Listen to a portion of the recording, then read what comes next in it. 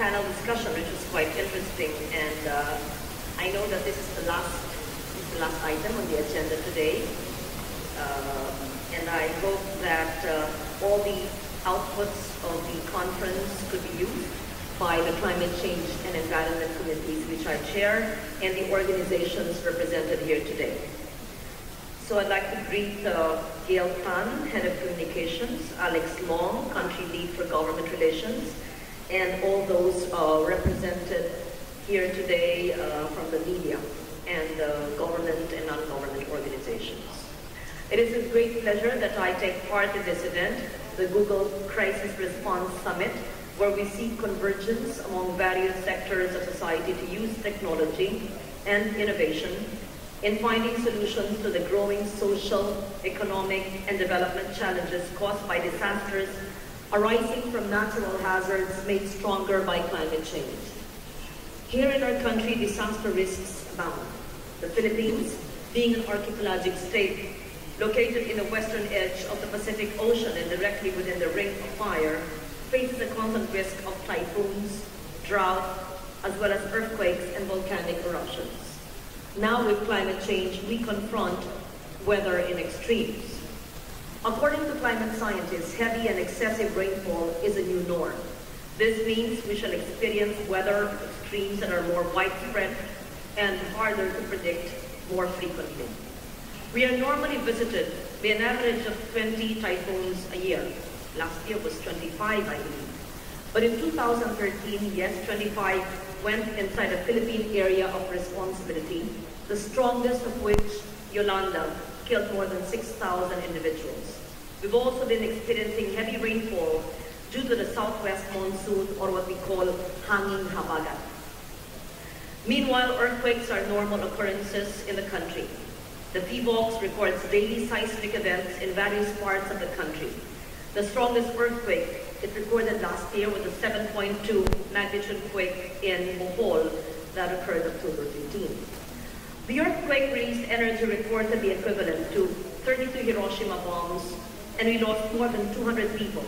A number of our heritage sites, churches, and centuries-old structures destroyed along with homes and infrastructure. Had an earthquake of the same magnitude occurred in Metro Manila, 40% of residential buildings, 30% of public buildings would have been damaged. It might have killed 34,000 individuals, caused fires resulting in 18,000 additional fatalities. That is according to the Metro Manila Earthquake Impact Reduction Study conducted by JICA way back in 2004. While we know the risks, it is unfortunate that when these natural hazards occur, we are devastated and we realize that we have not prepared enough. There have been improvements in the way the government and communities have prepared for natural hazards. But the greater intensity of these calamitous events makes disaster prevention an even more daunting task. As such, there is a greater need to capacitate local government units and communities in working towards disaster resilience. In the Senate, we've worked on several pieces of legislation towards this goal. Just allow me to run through very important measures which you should know by now and which government agencies should be implementing. Republic Act 9729, the Climate Change Act of 2009. It provides the framework to build the Philippines' resilience through the mainstreaming of climate change in various phases of policy formulation, development plans, poverty reduction strategies, and other development tools by all agencies of government. The law created the Climate Change Commission, chaired by no less than the President, to implement a national climate change action plan that would address the national impacts of climate change and systematize the identification of vulnerable communities, including ecosystems, identification of the disproportionate impact of disasters on men, women, and children, the assessment of management of risks, and the identification of greenhouse gas mitigation potentials. To date, not all LGUs have prepared their climate change action plans.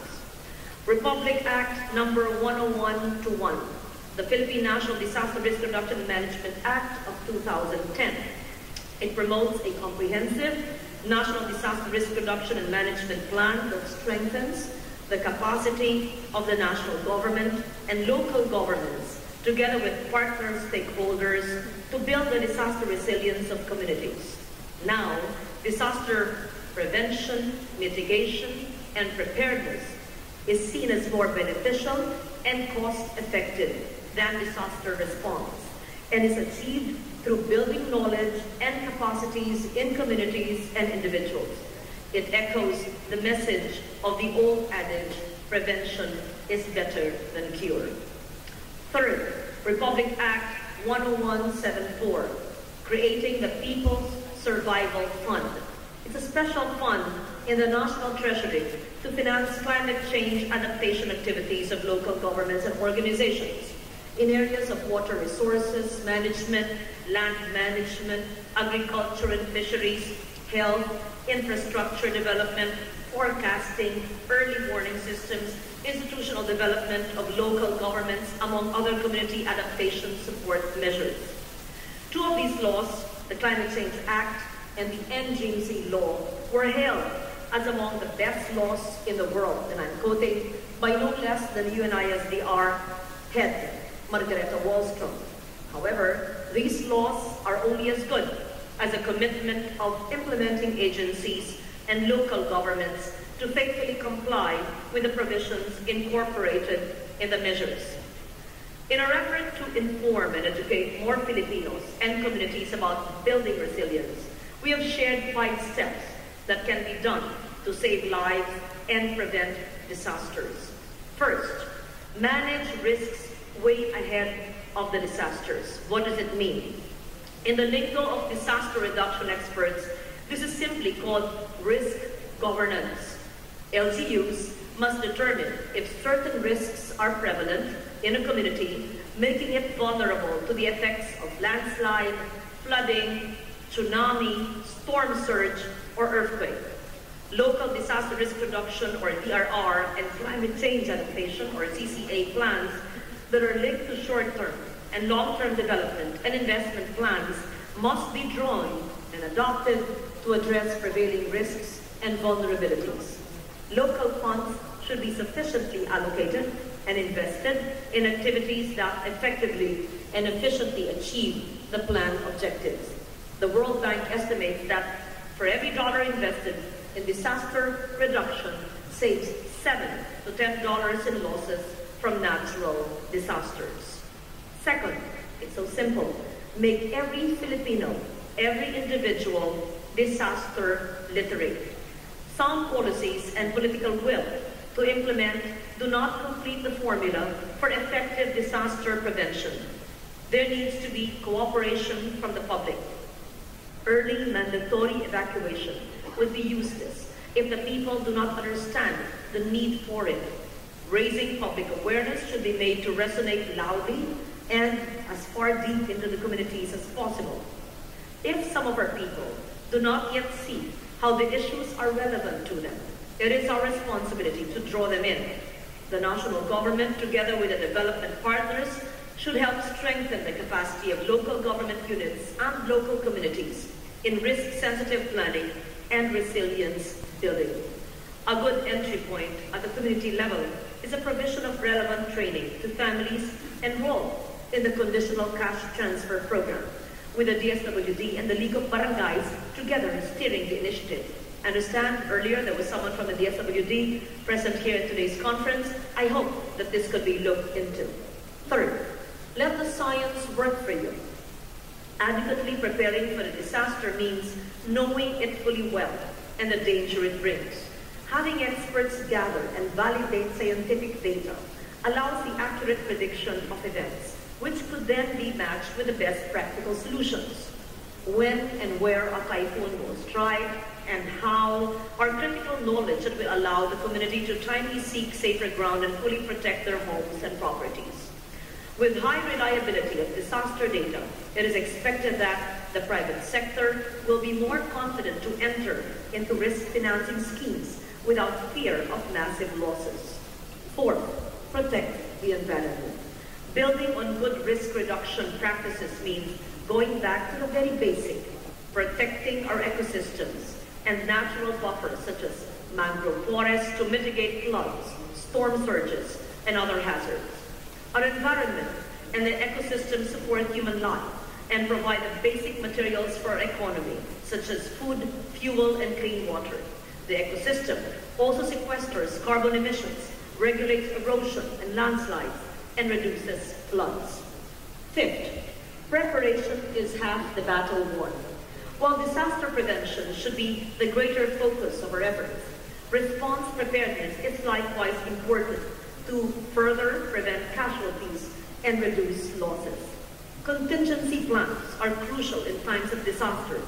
Communities must draw and test regularly their response plan way ahead of any disaster event and improve constantly on early warning systems and emergency management capacities.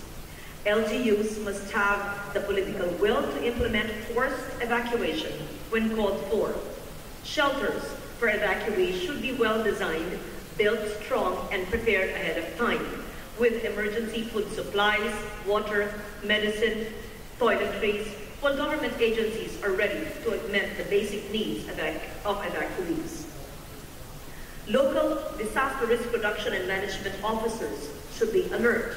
Quick communication, particularly real-time updates, is also vital in ensuring effective disaster response with first responders and search and rescue teams ready for dispatch anytime.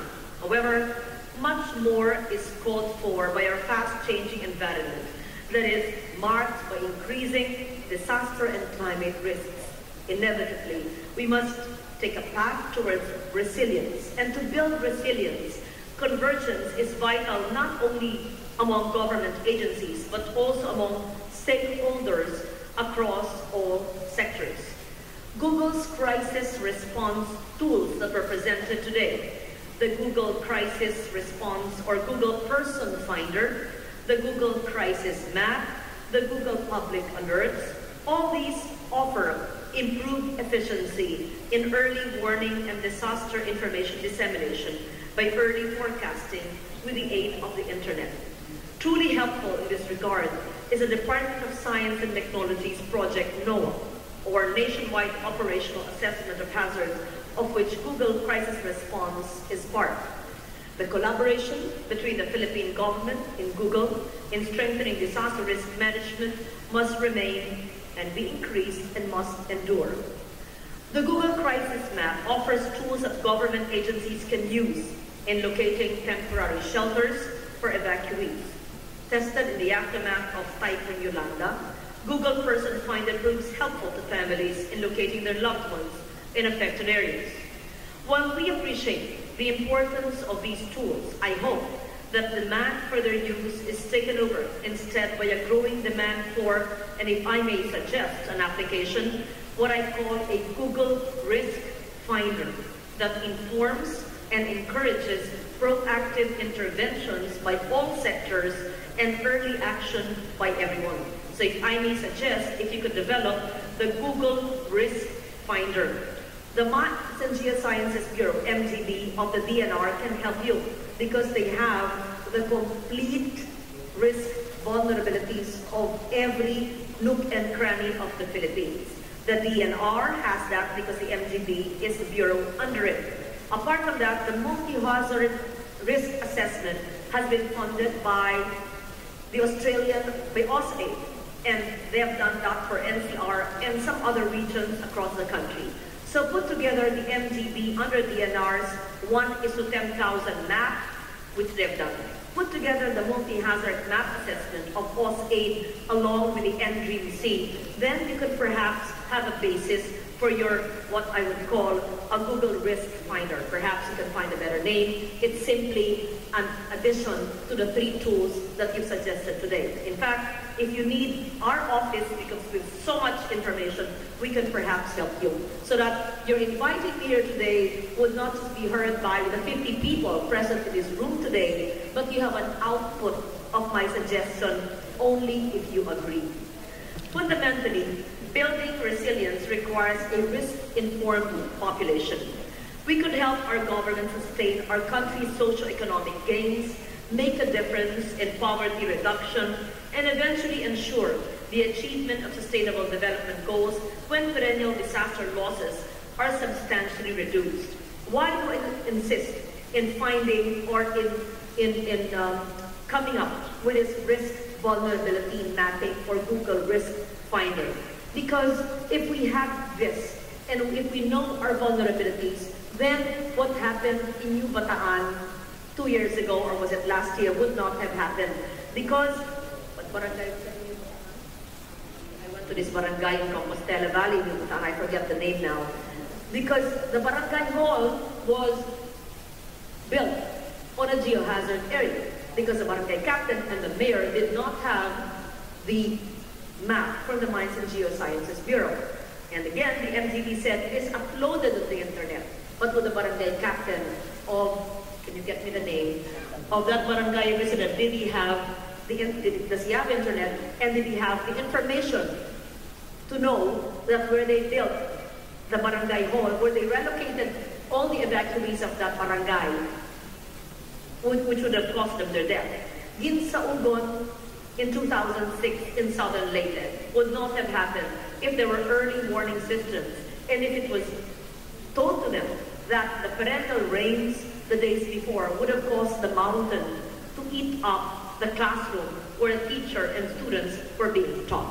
All I'm saying is that risk assessment, multi-hazard, not just the geo-hazard, is so important. And perhaps you, the young techies of our generation, would be able to find such an application that could actually save lives. You can do this not just for landslide, not just for the building of barangay halls, but also perhaps in coming up with all the elementary and high schools of the Department of Education.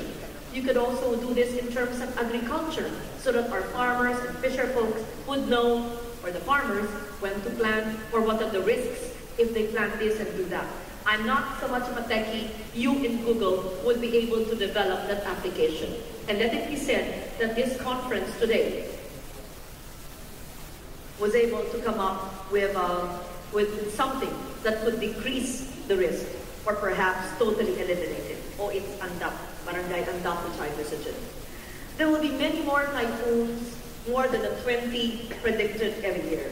There will be perhaps the biggest quake ever, because as they say in the JICA Mamayer study, and according to PBOX, that the time could be now, or in the next century, or in the next few decades.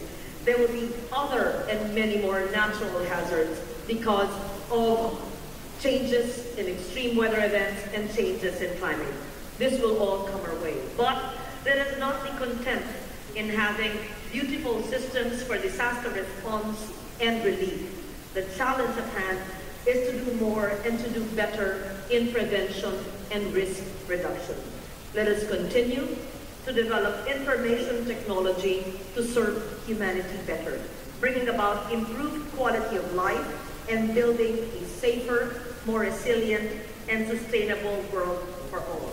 And just on the last note, we are launching the first ever Philippine Resilience Awards by October.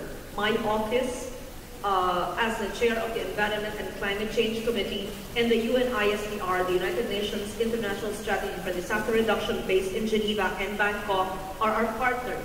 We are inviting Google so that all local governments who would participate with their best practices in terms of disaster risk reduction and resilience could actually be taught the tools that you have launched today, and perhaps by that time, you would have developed the Google Risk Finder application.